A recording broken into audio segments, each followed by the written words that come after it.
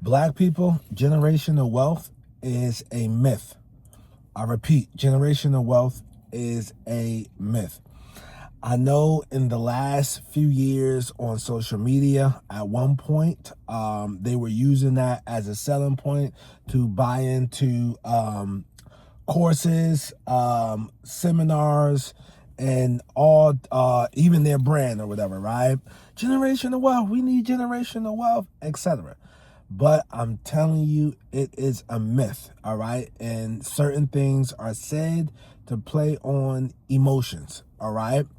And the reason why they use that in particular, right, to play on emotions is because they're probably familiar with, if you go one generation up, okay? My family, one generation up, my parents were born during Jim Crow. They got rights during their lifetime, all right? So we had to focus on survival and could not focus so much, all right, on building wealth for the next generation, okay?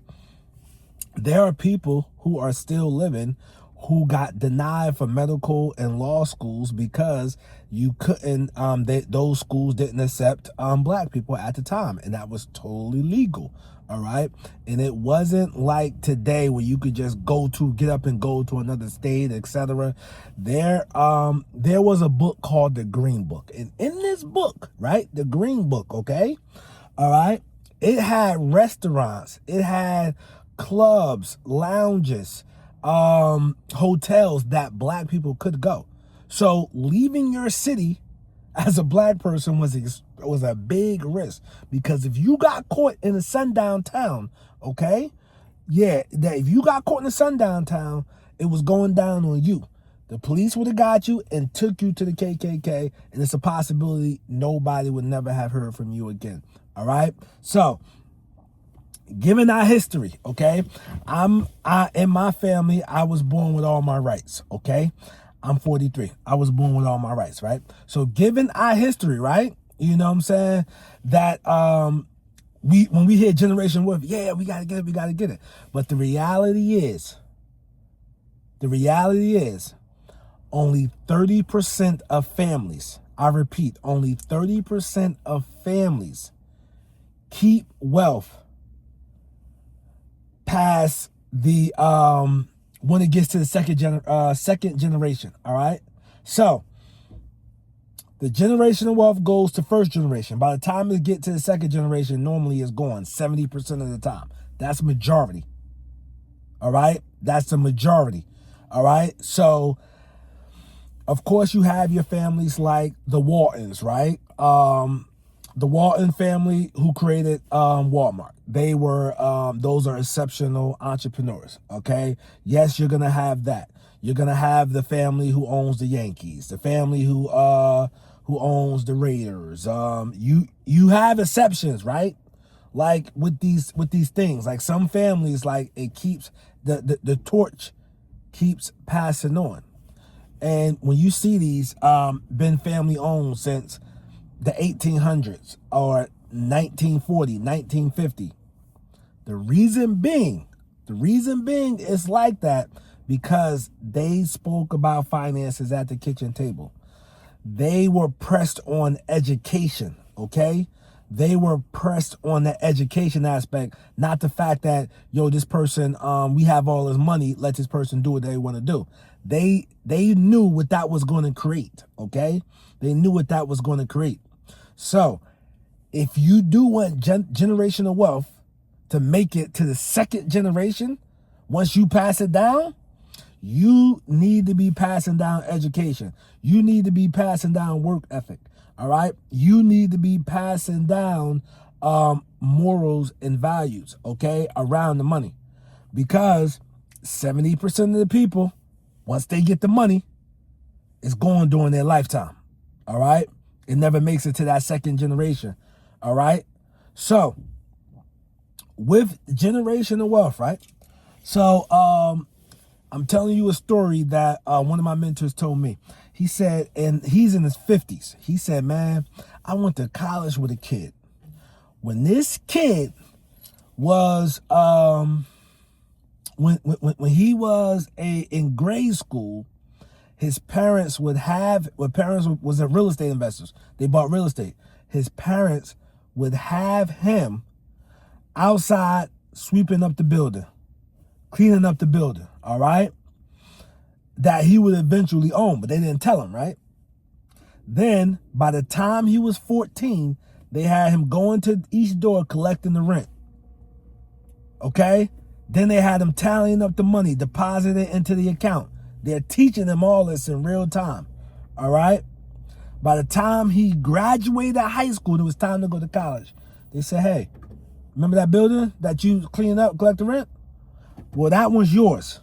So go down to the bank, refinance the building, pay for your schooling. That's your schooling. By you getting an education, I don't benefit us, that's for you. All right? The ball's in your court. So the guy went, got a loan against the building, paid for his schooling, put himself through school. All right? And this is somebody, right, who was great with money, managed money, and understood picking up assets because he was taught that at the kitchen table. All right? Now, on the flip side, for somebody as myself who works in real estate, right? I've been doing this full time since September of 2012, since I got fired from my job. And listen, and y'all can go on my channel and see my channel back since 2012, videos from 2012. Hey, I'm going to tell you like this, bruh. The people who sell these houses, right? They parents pass, they sell his house, they get their money, bruh. Sometimes you get to see them, you run into them again, or you get stories, bro. I'm telling you right now, they take vacations, okay? They go squander the money. The asset worth $300,000. You put $130,000 in front of them, they take it and run because they're not educated on the asset, regardless of color. Regardless of color, all right? It's not a black thing, it's not a white thing, not a Spanish thing. But they lack education. And of that, a lot of times they blow the money, you know? I don't keep up with the majority of people after you do the transaction, but the few cases I see from the people I know, like, yo, bro, what? You got a free 150 and now you back broke? You got a free 80? I know a guy, true story. He said somebody sold their parents' house. They got $250, right? This person in their 50s, got $250 in their 50s, right? Quit their job. He looking at her like, yo, what you gonna do with no income? You got $250, but you ain't got no income. You gonna be living off the money. You be back at the job in no time. But when the education is not there, that's the result you get. Somebody who think $250,000 is gonna last them hopefully the next 20, 30 years. All right. So, and for some of y'all, you got to invest. You got to start a business. Just because you start a business, that don't mean it's going to be successful. You know how many times I failed? Just because you make an investment, that don't mean it's going to work out. You know how many investments of mine failed? Well, listen, right? So most importantly, generational wealth, if it's important to you, make sure the education aspect of it is important to you as well. All right? Don't just give somebody something and expect the best. Okay? Now, and I'm going to keep telling y'all, buy back the block and also educate the next generation come behind you on buying back the block and why you bought that house and how you deal with the contractors. All right? And why is it better to have passive income versus getting this one lump sum? You got to explain that. Let me explain to y'all real fast. The one lump sum, you only as good as your last paycheck. That passive income, yeah, it's smaller, but when you stack it on time, stack it, now for 3-4 hours a week, if you can build it up to 10, 15K a month, you ain't got to work. Keep a job away. Hey, listen, I'm Nasa, a.k.a. the real estate guru. I'm not a guru, I'm a duru because I actually do this business. Peace.